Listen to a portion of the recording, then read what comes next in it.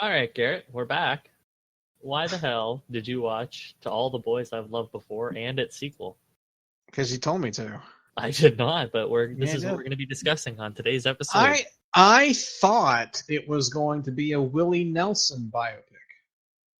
Why's that? To all the girls I've loved before. Oh, I thought you meant because it was a small Asian woman.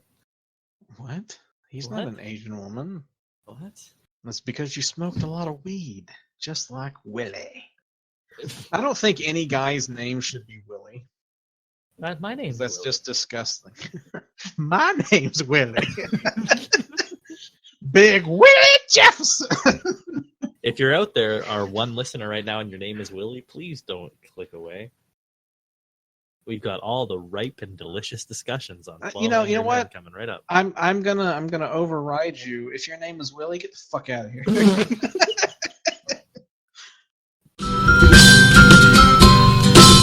Now that all the Willies are gone, we can start talking about the Big Boy movie. Free Willie. Oh, God. Garrett, what movie did we decide to watch this week for the Digital Drive-In podcast? You picked 12 Angry Men, the 1997 made-for-TV movie. Ah, yes, directed by William Friedkin of The Exorcist fame.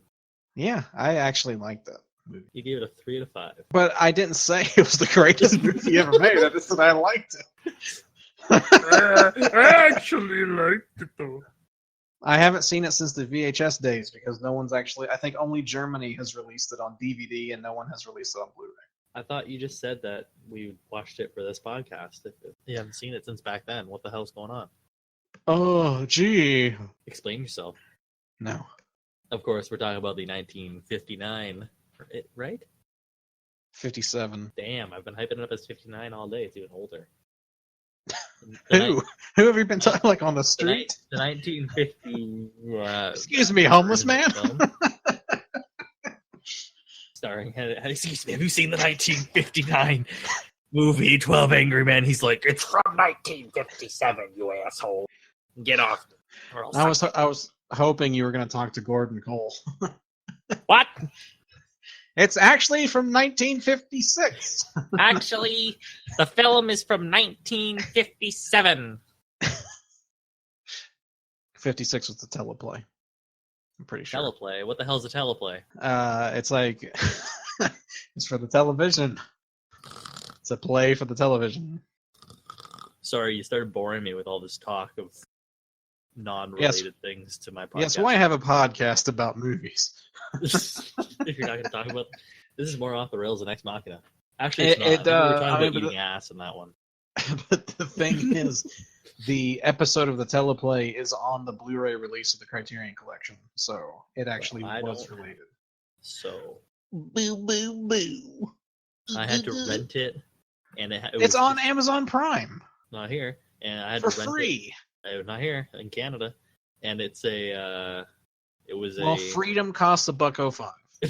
It was actually $3.99. Damn it! It was the MGM transfer, so it was not very good looking. I'll tell you. Oh, it was the shitty one. Wow. Yeah, it did not look good. I'll tell you what. Wait, how much did you pay for it?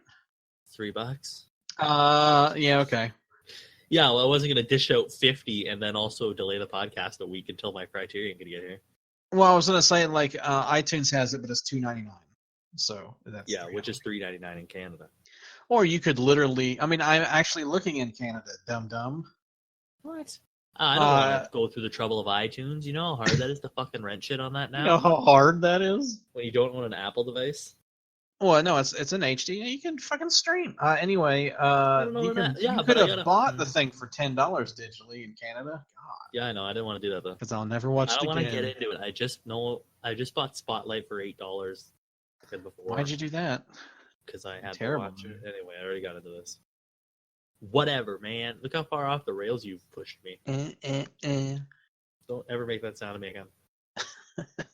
I don't even know what we're talking about. It's Two Angry Men, where we talk about bad movies. Hey, that's a good name for a podcast. We should. I'm sure someone has already used that. Except I'm never angry, so I don't know. I'm always angry. Yeah, I know how I'm well You aware. wouldn't like me when I'm angry. Well, that's all the time, though. And I don't like you, so it checks out. That's what checks out, eh? Wow. Now you're gonna go make fun of me, though, eh? Heard old Rick Moranis is coming back and doing a movie. Ah, I'm excited. I'm gonna watch it just for him. Starting to go into like a New Zealand accent. Even though it's like a shitty sequel, I'm gonna watch it just for him. You would. Yeah, you're gonna too, probably. And then you're gonna be like, I hated it, but it was fun to see him. I wish Dave Thomas was there with him. Should we get this back on track now? Yes. You can literally say anything anytime you want. So can you, asshole. Didn't realize this was a one-man show. It is. Because I'm the only man. Wow. I am but a wee peasant boy. I didn't vote for him. On the streets of Missouri. This is, of course, not the 1997 version, but the 1959. Gosh. I want to crucify Brian. He's not the Messiah. He's a very naughty boy. So piss off. Starring Henry Fonda and a bunch of other people. As the film says. Henry Fonda. When the credits start, and it literally says, starring Henry Fonda. And then it's like, and also the others. And it like lists them all in a list. But what did you think about this cast of fun little characters we have in this room? Yeah, it was alright. Alright, fair enough. The movie very much feels like a stage play, doesn't it?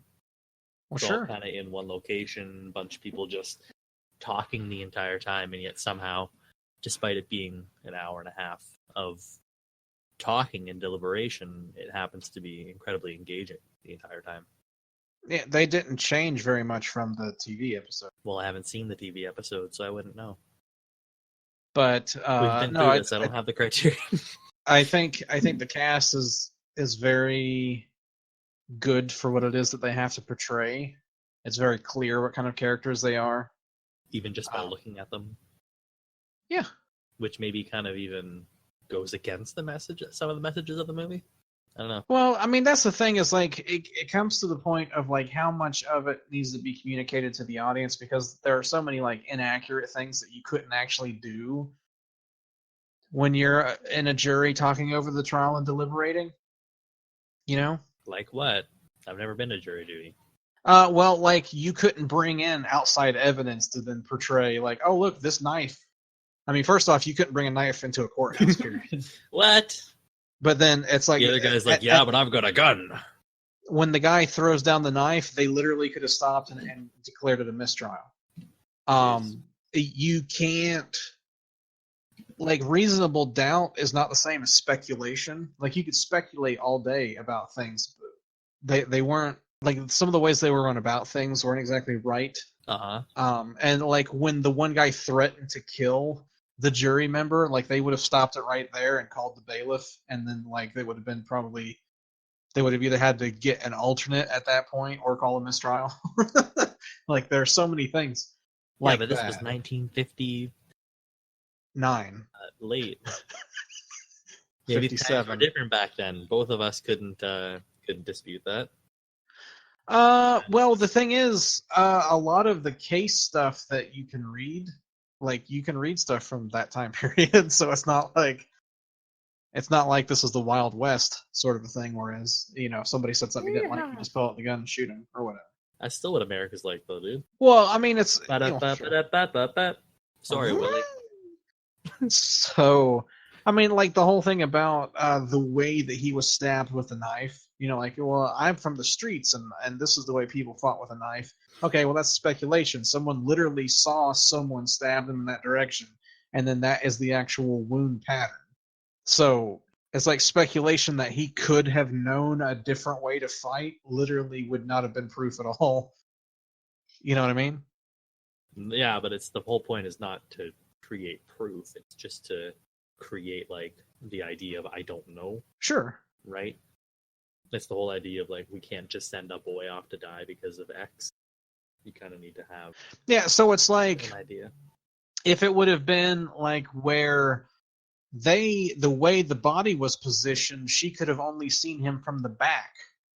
Well, they talk about the whole glasses thing and all that, right? Well, I know that, but but that's the thing. Again, that's speculation. Like, you don't know if she wore glasses, if it was reading glasses, if she was nearsighted, farsighted. Like, you can't make a judgment based, on what is like the evidence that was in the trial said this. Well, perhaps that's the point of the movie too, then.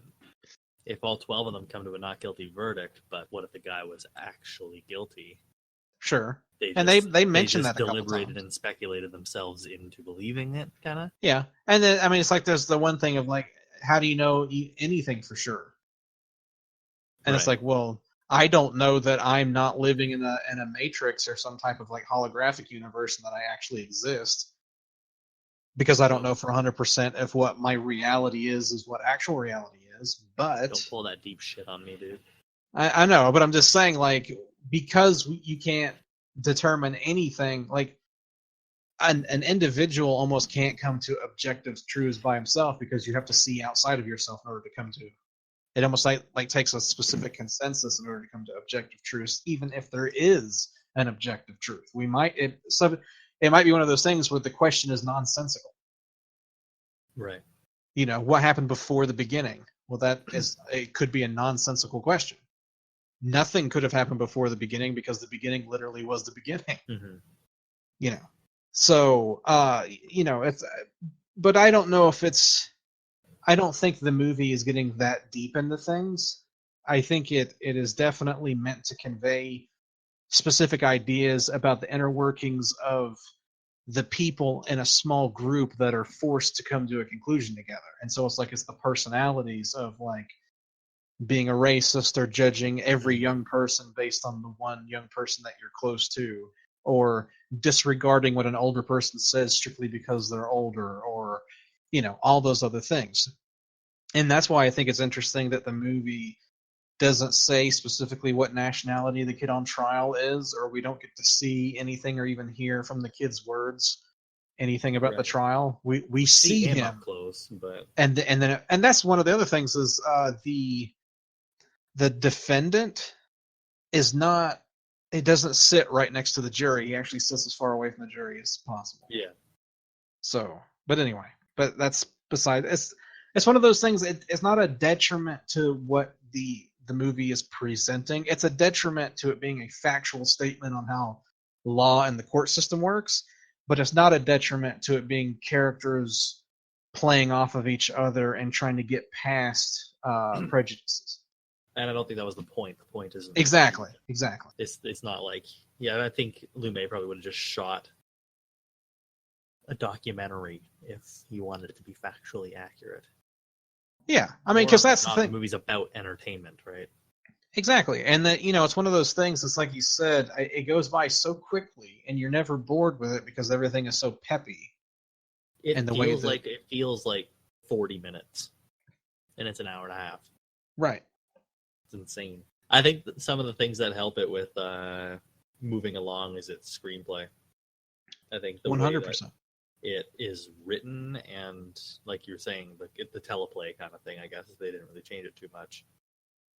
It's just kind of orchestrated. It's like very, very Sorkin-y, I guess, in modern terms, where everything just fires at a rapid pace. There are breaks in the dialogue, or times where people aren't talking, where they're thinking about things and they're like staring off into space, but even in those moments, it's more or less to catch a breath, and it lets the audience kind of sit with all of the information for a second, too. You really feel like a jury member, I think. We're like the 13th jury member sitting in on this. And the time how it kind of, the way the information's laid out, and the way that the breaks are laid out, and how it gives you time to think about things, and you only know as much as the characters know at any given time. I would agree. To me, it's almost like character writing 101. For script writers, It's like, without having to smash it in the audience's face, give a little bit of background when the characters are talking amongst themselves, to where either something about their job or something about their personality through their conversation. Like baseball. I got tickets to the game tonight. Yankees in Cleveland. Who do you like? Baltimore. Fuck the Orioles. Get out of here. Basically my life. Because you like the Blue Jays. Correct. We hate the Orioles. And then I like the way the camera movements are, even though there are some consistency issues, and there's some like shadows of the camera. I mean, cameras back then were way different. But anyway. I'm Garrett. I like to look at all the inaccuracies in the movie. I like how at the beginning of the film it's wide angle lens, and you're almost like in the corner of the room looking down on everyone. Mm-hmm. And as the movie goes on, it gets more and more claustrophobic, and you're starting to get more and more eye level, and you're like getting more involved in with sitting among the group. Well, there's a point where everybody's standing up and watching Henry Fonda. There's literally no character names. Walk around the room, and everybody's like all packed in together, and like the camera's packed in with them at some points too. You can't really see past other people, what's going on in the action. 100%, it just feels more claustrophobic as it goes on. Yeah. So I think that was excellent, especially with it being Lumet's first movie directorial debut. Damn, did not know that. Pretty solid one. Imagine so how many episode as your first directorial as your first movie? I mean, he probably got all sorts of like Oscar nominations and wins for that. He was nominated, but he never won Best Director, by the way. Throw it on the pile. And I like it's after the movie ends when there's a shot where it says like I think a United Artists Productions, and it's like a shot from above looking down at the table. Right. It's just such a stark contrast to all of the other shots within the movie. I really like that shot, and I wish they kind of would have used stuff like that a little more, to be honest. But that's just me. I don't know.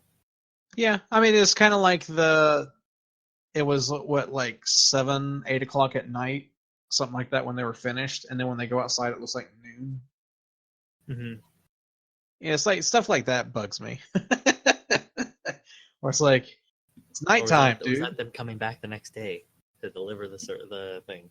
I don't know. They acted like there was no passage of time. Yeah, it was actually an 8 a.m. baseball game. So yeah, wow.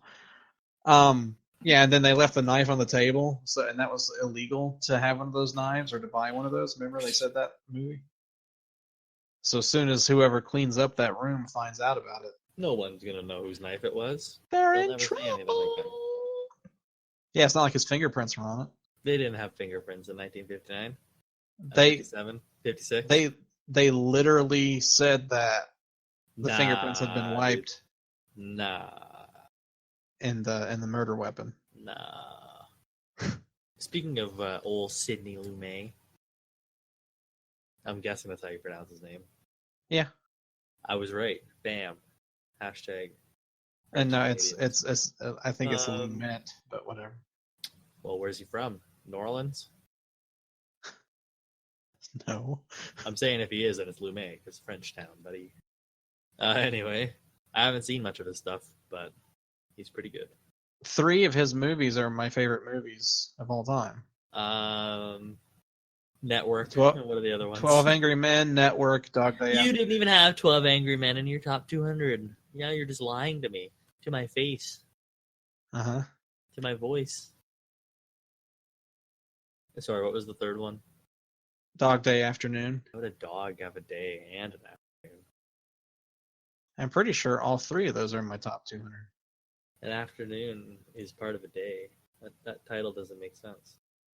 Dog Day Afternoon. You're just another dog day afternoon. Yep, all 3 of those are in my top 200. Nice. But he's pretty good at the style of film, wouldn't you say? I would. I mean, I also like Serpico. It's not one of my favorite films, but I think it's very good. Serpichode. Jeez. He's very restrained in his direction when he wants to be, I guess. Yeah, I mean, I think he has that classic way of telling a story, for sure. Yeah. He's not flashy. I also really like Find Me Guilty, too. I'm sorry, what? It benefits the story to kind of not be flashy. Yeah, it doesn't take away anything. It doesn't necessarily add anything, but then it doesn't remove the audience. Well, it adds a little bit, like when we were just talking about making you feel like you're in the room with them and being part of the jury. If it was more flashy cinematography, it would kind of take away from that, or more flashy editing and kind of stuff. It would kind of more movieify it, I guess. You know? But as I sort of like, I never felt like I was stressed out or like I was on trial. Well, you're not supposed to be on trial. You're supposed to be deliberating.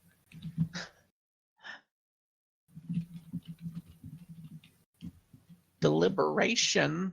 I'm the doctor for you. And I was noticing too, a lot of the characters were super relevant to today. Just Yeah, because showing they're character archetypes.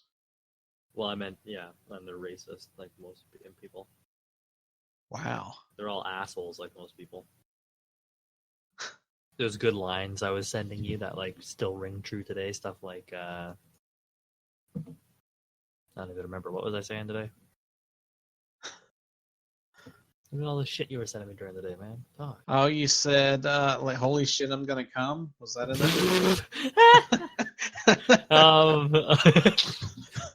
Oh, when the one guy won't listen to the old man talk and he just walks away, and Henry Fonda goes, "He can't hear you, and he never will." And then also with, "How come you're the only one who wants to see exhibits all the time?" Here's the kicker. How about we have a trial with no witnesses? I was getting flashbacks to only a few weeks ago. What happened weeks ago? I don't even know. I don't even remember. Anyway, what else, Garrett? Help me. I'm drowning here. Help me help you. Or don't. Make jokes instead. Well, that's one of the things that they do is they're not taking it serious. Nice. And then they try to, he tries to instigate the guy to get him to say things. Like people say things they don't mean all the time. Right. There's the two guys playing tic-tac-toe at one point. Yeah, Lee J. Cobb was doing that with the advertising guy, right? I think so. It's interesting. The one white guy who grew up in the slums. Yeah, Jack Klugman, Quincy. Also, he was in The Odd Couple. Quincy. Not the Walter Matthau, Jack Lemmon Odd Couple. The second best show on television. The original Odd Couple. Boop-a-doo-doo-boop-boo. What about so there was another version of this made in 1997, you said? Uh-huh. What is that like? Is it similar? Is it the same? Yeah, it's I mean there's a couple things that are changed because they actually have like black jury members. Yeah. So like some of that is in there. Jack Lemmon plays the Henry Fonda role as the older guy. Interesting. And then George C. Scott plays the Lee J. Cobb role, which is kind of funny because people always confuse the two of them, it seems like. Yeah. William Peterson is in it, and Tony Danza is in it as the sports guy. Tony Danza. Ossie Davis is one of the guys in it. He's a good old guy. Hugh Crone is in it, the guy from Batteries Not Included, as the old guy, the one that sits right next to Henry Fonda. Right. Yeah. So the movie's actually 20-some minutes longer than. Yeah, and that's the thing is it's good for the TV movie. It doesn't really add anything to the formula. Right. Necessarily. I mean, it's fun to watch those actors play off each other. It's almost like going to see a play, like you had said. Edward James Olmos is in it too. I really like him. It's the same script too. Yeah, it literally is, and that's the thing. Is you're not getting anything new. It's just seeing another good cast of characters play these roles. Right. So in that case, who do you think could do it again in a modern day? Modern? Or rewrite it? Yeah. Well, since you brought it up, you must have somebody in mind. No, I was just asking. If this was because I knew it was made in '97. So if you think it was made again, do you think there's any directors working today who could tackle something like this and actually pull it off? Because movies like this are fairly like unheard of now. I mean, Fincher could, because some of Mindhunter is like that, where it's characters talking with each other. Sure. Yeah, I could see that. Especially if you get that would be like Social Network too, right? Right. Some of the deliberations in Social Network are. And then you mentioned that it was sort of similar to like stuff that Sorkin would write. Yeah. So it's like I could see, because he directs stuff too. Sure. I could see him doing it. To me, it is almost more of a TV movie of the week. So, like if Netflix or somebody did it, I mean, there have been others. I mean, there was like a Russian version of it that was like in the 2000s. I'm pretty sure there was like a German version. There's been a whole bunch of different adaptations of it. So, I mean, to see like a Danish version with like Mads Mikkelsen in it would be cool. Directed by Nicholas Winding Refn. Whatever. Could you imagine all the neon lights? His slow pants would be fantastic. That may be the worst version of the movie you could ever. That's it. Like you don't want anyone flashy. You Tarantino. Yeah, see, like none of that would make. I mean, I know he's really good with dialogue. That's what it'd be, though, right? It would just be the Tarantino dialogue. So it'd be 12 people talking like him in a room. I mean, there'd be a lot of movie references. There already is. I mean, I could see someone like Rian Johnson doing a Knives Out type with a big cast. I think he could work that well. I agree with you. Knives Out, I mean, does a little bit of, I wouldn't say subtle, but has some political angles that I would say this kind of has as well. I think James Mangold could. Yeah. Well, he works with higher caliber actors. I mean, yes, like Russell Crowe, Christian Bale, Matt Damon, Hugh Jackman. He like Copland had. I mean, it has Harvey Keitel, De Niro, Stallone, Ray Liotta. Marty Scorsese could do one. I don't Scorsese. I mean, I'm not saying he can't do it because he could do whatever movie he wants. I don't know. He doesn't seem like a single room kind of director, though. No. And you don't want to have like flashbacks with de-aged characters. Let me tell you, I was in a case like this 30 years ago. But I mean, let's say, to me, I think the cast is more important than the director because you already have a great script and you could basically put anyone that would just point the camera at the characters. So the cast to me is more important than the direction. I think a logical choice then for Henry Fonda could be like a Tom Hanks type. Yeah, I could see that. Or is he almost too wholesome? So you kind of can't see past it? I don't know. That was what Henry Fonda was too, right? I would like to see Brad Pitt do a role like that. Yeah, that'd be cool. I mean, he nails everything, so. But it's sort of like in Ad Astra, he had the quiet contemplation, but he really didn't have the ability to stretch his legs in that role. But I think the kind of like that, I don't know, I'm just talking it out. I think we should give him a chance. That kind of. I literally heard that in his voice. Right. I think he could pull that off really well. Kind of like that. I don't really. I listen. I don't care really. I just like we should talk it a little bit through. It's not a big deal, but like. Yeah, we are talking about a guy's life, so let's at least give him an hour. As I can see him being confident enough and being convincing your ball enough. Game doesn't start for an hour, right? So I say, why not?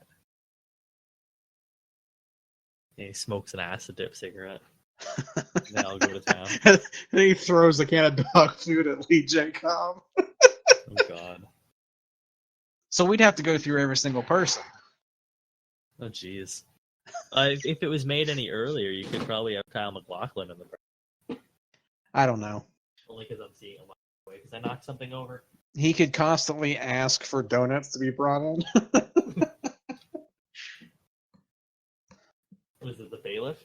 Bailiff, can we have 12 more cups of coffee, please? Damn fine cup of coffee. And hot. Yeah, who would play the asshole part?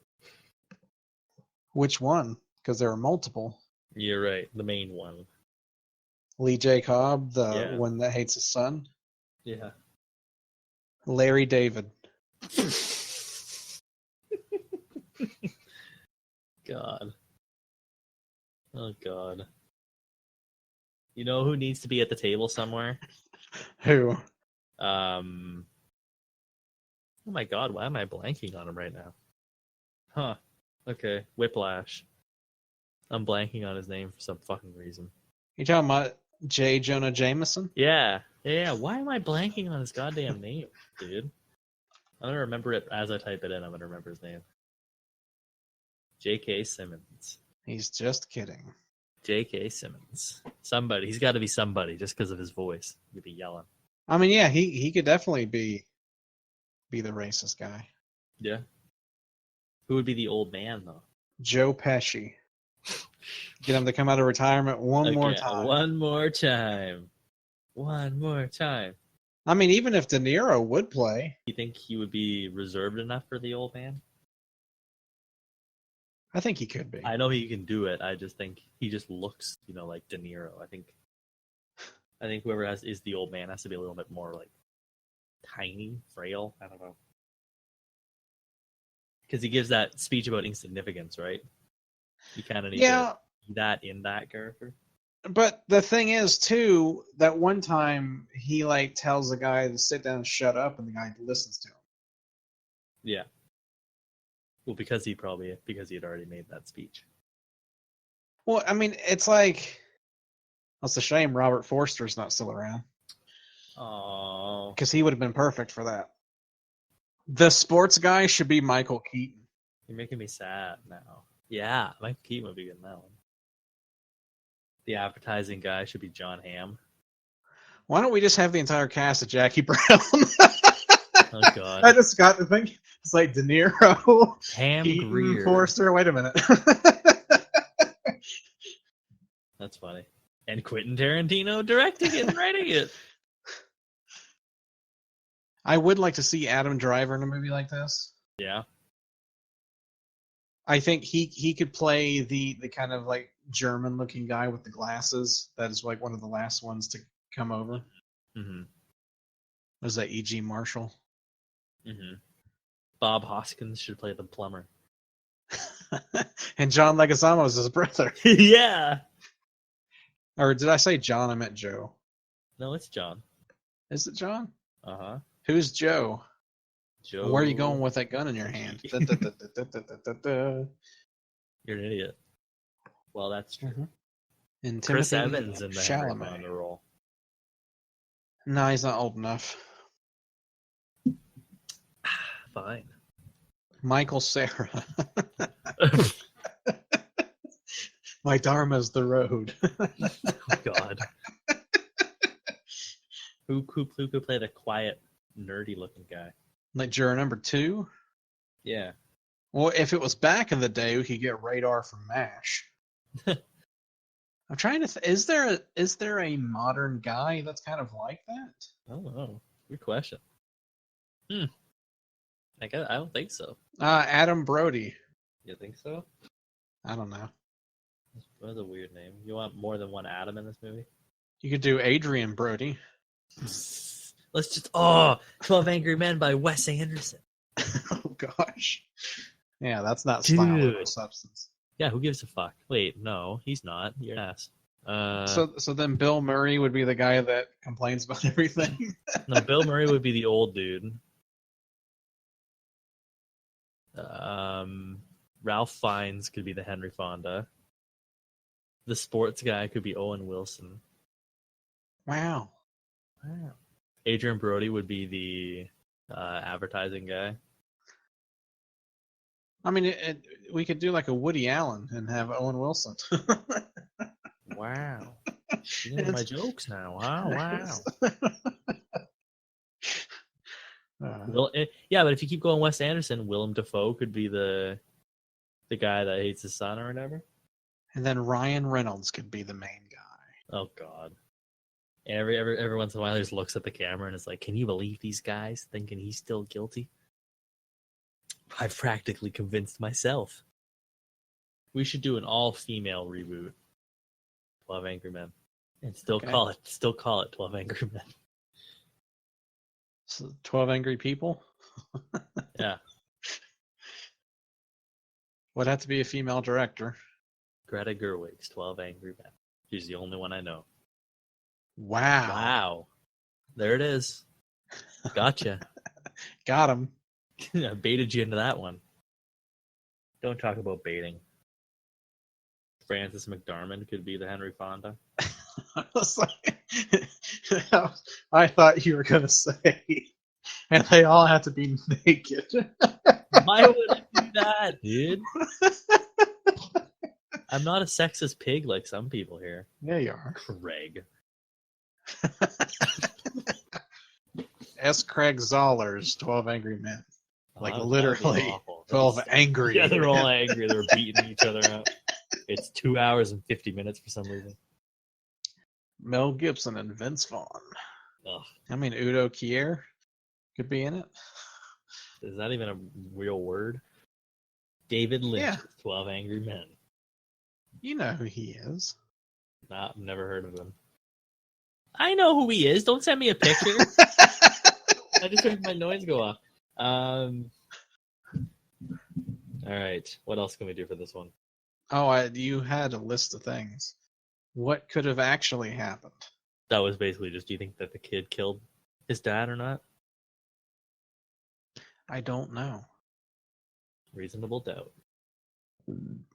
Bam. Got him. Even though that's not what that means. Would you vote not guilty or would you vote guilty? Based on the evidence and the conversation presented throughout the entire thing. I'm pretty sure I would have asked the foreman for mistrial. And then they all would have been angry with you. That's fine. We've been here for fucking 17 hours. That's it. I'm going to make this movie, 12 Angry Men. One of them is not going to say anything the entire time. Except every once in a while he's going to go, I really think this is going to be a mistrial, guys. That's it. Every once in a while. Well, they do say that a couple times. Well, I know, but that's the only thing this guy does the whole time. He's like, mistrial it. Just mistrial it. That's his only conversation, or in words. His only addition to the conversation. He's just like, mistrial. I wonder if in cases like that, if the judge would ever overrule what the jury says or like ask them to explain why they think a certain way. I feel like, yeah, probably when it gets to first degree murder and stuff like that. I don't think that it's, especially in death penalty cases, I don't think that it's ever going to be 100% on a jury. Well, a guy brought an illegal knife into the courthouse to show us that how easy it was to get one. I mean, if I was a judge, though, I'd go like, okay, that's illegal, but I see the point, right? What do you mean, right? I feel like a good judge would a good judge not be like, yeah, but now look how easy it was to get that knife. No, I don't think a good judge would do that. Right? Well, that's why I'm not a judge. That's why you're not either. Boom. But for you, it's because you're a pervert. Just kidding. Most judges are. What are you doing underneath that robe there? Whacking it. Ah, Danny DeVito. Oh gosh, it's the entire 12 Angry Men, but it's just it's just the gang. The gang debates a murder. Well, I mean, that's pretty much half of the Sunny episode. Science is a liar sometimes. Gosh.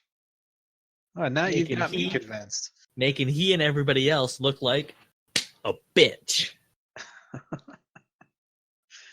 You got me convinced. Based on what? Based on all the evidence. What evidence? So what, Dennis? Have you ever read these volumes? No, but it's their proven work. Have you read them? No. So you're just trusting what a bunch of other men write. Yeah? A leap of, dare I say, faith? Haha. Yeah, that kind of argument makes me mad. But I know why. Hilarious, though. I know. It's hilarious, though. I know. Jury looks fine. You could say that they're hung. This jury's got a big dick. So do you think that this is relevant today? We already Mr. did that. Trump. Do we have an obligation to tell the truth? Do we, Garrett? We don't have an obligation Should we- to tell the truth. Should we fight for what's right? To Or party? should we just walk into the room and go, he's guilty, let's go to the ball game? I mean, it depends on what the ball game is, to be honest. That's true. If it was like World No. Series Game 7, sorry guys, I'm saying whatever you're saying and I'm getting out of here. Of course, the thing is, I would have said that during the jury, like, when you're getting ready for the trial. Anyway. I mean, I would hope in a court of law that people would feel that way. I don't know how often it happens. It's because people are assholes. Well, people are ignorant or don't are understand. self-centered, because why wouldn't you be? Yeah, maybe I'm just different. I think everybody should be nice to each other. That we should all speak the truth. And everybody will get along just fine. Well, that's not true, though. There are certain truths that are difficult. Well, yeah. That's life, bitch. And then it's like, who determines whether something is true or not? You've got to look at the facts. The indisputable facts. Unfortunately, who's people in power decide what's true and what's not. That's the thing, is like, one of the things of this film was that maybe if the guy had a better lawyer that cared, he would have gotten the defense that he needed. Yeah. But because he didn't have any money or power, he didn't have anyone who cared whether or not he got sent to the... Or there was racial bias or whatever. Could have been that as well. Kind of To Kill a Mockingbird-esque. Sure. To some degree. Yeah. Gregory Peck. Which apparently is ranked as the highest courtroom drama, with 12 Angry Men being second. I don't necessarily agree with that, but... I think it's a very good movie. But I think... I also haven't seen it in forever. It's a very good book. It is a very good book. The sequel is garbage. Don't ever read it. Right. Don't touch it with a 10-foot pole. Sure. Beep, beep, beep, beep, beep, beep, beep. The hell's that?